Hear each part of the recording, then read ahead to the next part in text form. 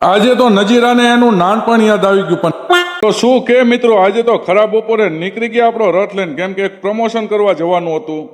Location ઉપર પહોંચીને જોયું તા નજીરા અને શફીક કાકા તો દરવાજાનો કંઈક નકશો બનાવતા હતા કે કંઈક ફેરફાર કરવો છે આમાં. એક પ્રમોશન પતાવીને શફીક કાકા કે હાલો બીજું પ્રમોશન આપણે તડકાનું જવાનું છે પ્લેસ વોટર પાર્કમાં. નીકળી ગયા આપણો રથ લઈને પ્લેસમાં. ચલો ફાઇનલી પહોંચી ગયા પ્લેસ વોટર પાર્કમાં. ને તડકો ગમે તેવો હોય પણ આ છોકરીઓને પોચ તો હનીસિંગ જેવા જ આપવાના. જો હમણાં નજીરા આપશે હનીસિંગ જેવો પોચ. દાંત કાઢવાને હું ખીખી સાચા.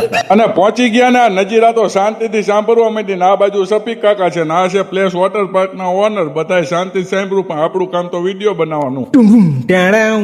ફાઇનલી બધી સ્ક્રિપ્ટ યાદ કરી નાખી હતી ને આપણું કામ આપણે ચાલુ કરી નાખ્યું. શફીક કાકા તો અહીંયા જઈને બનાવવા માંડ્યા વિડીયો. પણ નજીરા નહીં જવું તું, પણ એને બીક લાગતું હતું કોલું ભાલું મને કઈડી જઈશે તો, એટલે જતા તો હોય ગઈ. પછી હમણાં જોઈજો બીવે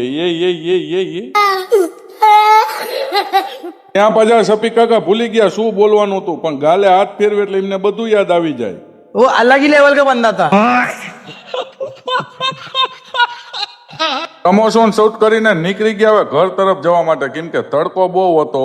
અમને યાદ આવી ગયું કે દુધરેજમાં નાસ્તો ને ચા મસ્ત મળે. હજી તું વિડીયો ઉતારું તો શફીક કાકાએ તો ખાવાનું ચાલુ કરી નાખ્યું. એ આમ ન હોય, આમ ન હોય યાર, અમારી રાતો જુઓ.